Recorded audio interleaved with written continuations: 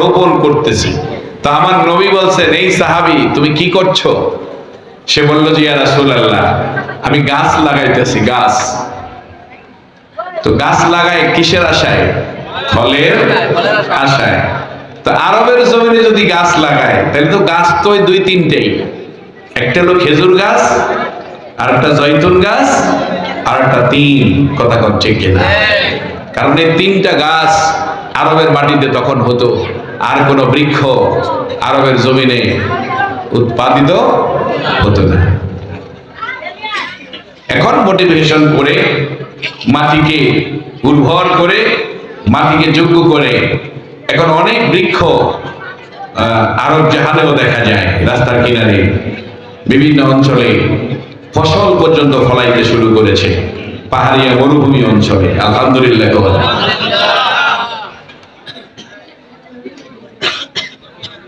তো আমার নবী বললেন, সাহাবী, দুনিয়ার বৃক্ষ রোপণ করলেই হবে না, সাহাবীরে জান্নাতের জন্য কিছু বৃক্ষ লাগাও। সুবহানাল্লাহ। কি কথা বুঝেন না মাঝে? জান্নাতের জন্য কিছু বৃক্ষ রোপণ করো।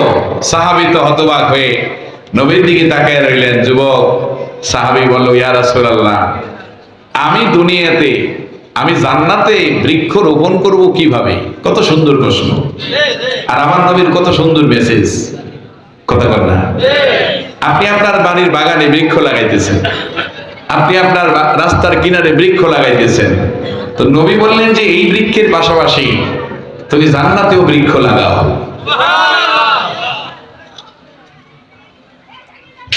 সাহাবী জানতে চাইলেন, নবীজি সেই বৃক্ষটা আমি কিভাবে লাগাবো? আমরা তো জানি জান্নাত এই দুনিয়ায় হবে না, জান্নাত মৃত্যুর পরে হাসরের দিনে বান্দার যখন হিসাব নিকাশ হবে, তারপরে বান্দা যদি আল্লাহর কাছ থেকে দয়া পায়, ক্ষমা পায়, আল্লাহর অনুগ্রহ পায়, তাহলে বান্দা জান্নাতি হবে। ও নবী, জান্নাতের বৃক্ষ বলতে আপনি কি বুঝাইলেন? আমার নবী বললেন, সাহাবী, দুনিয়ার জমিনে যতদিন বেঁচে থাকবা, যদি আলহামদুলিল্লাহ পড়ো, আল্লাহু আকবার পড়ো, সুবহানাল্লাহ পড়ো, আলহামদুলিল্লাহ পড়ো, আল্লাহু আকবার পড়ো, সাথে সাথে রব্বুল আলামিন এক একটা শব্দ লফজের মাধ্যমে তোমার পক্ষ থেকে জান্নাতে একটা বৃক্ষ লাগাই দিবে।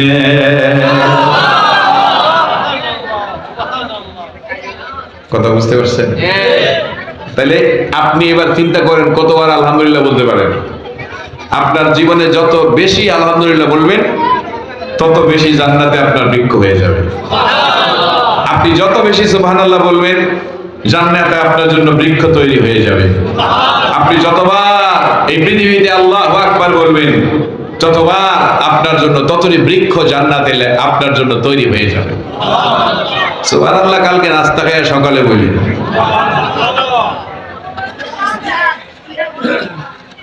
সুবহানাল্লাহর উপরে কষ্ট নাই তো? এর চাইতে সুখবর হাদিসে আর কি দিতে, কি দিলে আপনার সুবহানাল্লাহ জোরে বলবেন?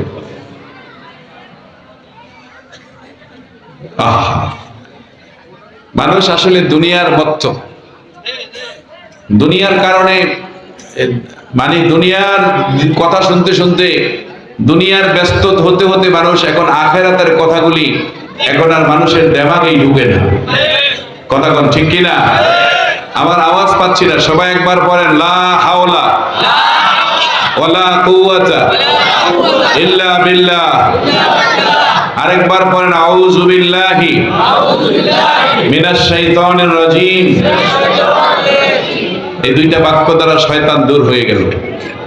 দেখি এবার আওয়াজ টাওয়াজ আসে কিনা।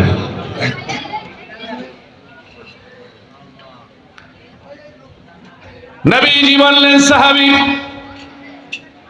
তুমি যদি দুনিয়াতে একবার বলো লা ইলাহা ইল্লাল্লাহু মুহাম্মাদুর রাসূল। আমার নবী বললেন, সাহাবীরে, জান্নাতের মধ্যে আল্লাহ রাব্বুল আলামিন তোমার জন্য স্বর্ণের একটা ইট বানিয়ে দিবে। কিসের ইট? আরো জোরে কোন? কিসের ইট? তাহলে আল্লাহ দিতে বেশি পারেন কিনা? আল্লাহর দেওয়া বেশি না কম? আল্লাহর রহমত বড় না ছোট? আল্লাহর রাগ বেশি না দয়া বেশি? কথা বলে না। পিছনের লোকেরা বলেন তো, আল্লাহ রাগ বেশি না দয়া বেশি? আপনার রাগ বেশি, আমার রাগ বেশি। কথা বলেন না। আমার রাগের কারণে আমি কর্মচারী বের করে দেই, আপনার রাগের কারণে গোলামকে বের করে দেন, আপনার রাগের কারণে বলেন সন্তান বেরিয়ে যা। কিন্তু আল্লাহ একটা আদেশ দিয়েছে, বের করে দেয় নাই। কথা কম ঠিক নেই। আল্লাহ আদেশ দিয়েছে কিন্তু বের করে দেন নাই। আল্লাহ বলছেন, ইয়া মাশারাল জিন্নি ওয়াল ইনসি ইন ইসতাতা'তুম আন তানফুযু মিন আকতারিস সামাওয়াতি ওয়াল আরদি ফানফুযু।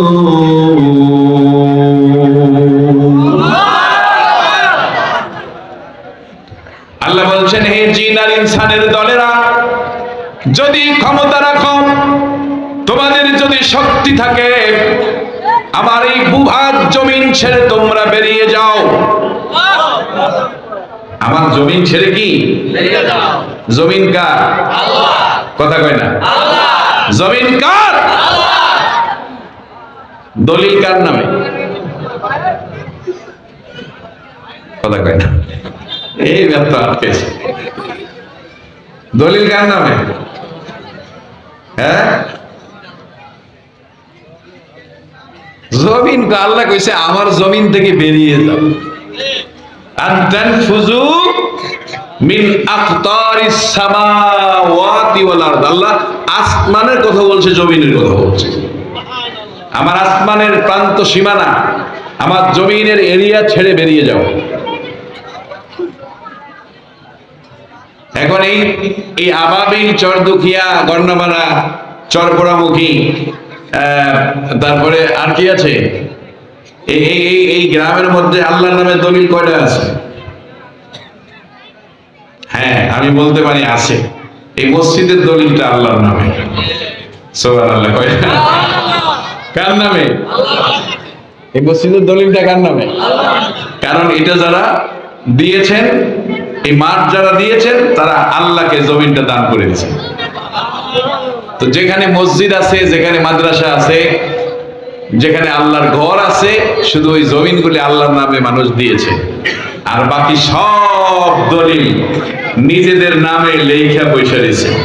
আল্লাহ কয়, না না, এগুলি তোমাদের না, এই জমিনগুলিও আমাদের, আমার। এই জমিনগুলিও কি আমার। যদি ক্ষমতা থাকে বেরিয়ে যাও। ইনিস্তাতা'তুম,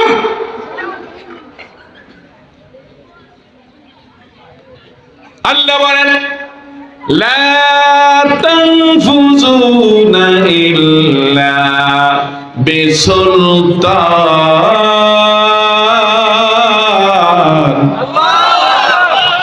না না, বের হতে পারবে না। যেদিকেই যাও সেদিকেই বাদশার রাজত্ব। ঠিক না? ঠিক কথা বলে না? আসমানের রাজত্ব কার? জমিনের রাজত্ব কার? তাহলে আল্লাহর রাজত্বের মধ্যে থেকে আল্লাহর আসমানের নিচে বসবাস করে আল্লাহর সঙ্গে নাফরমানি করবেন, আল্লাহর সঙ্গে নাফরমানি করবেন, আল্লাহর দাসত্ব ছেড়ে দিয়ে শয়তানের গোলামি করবেন, নাজ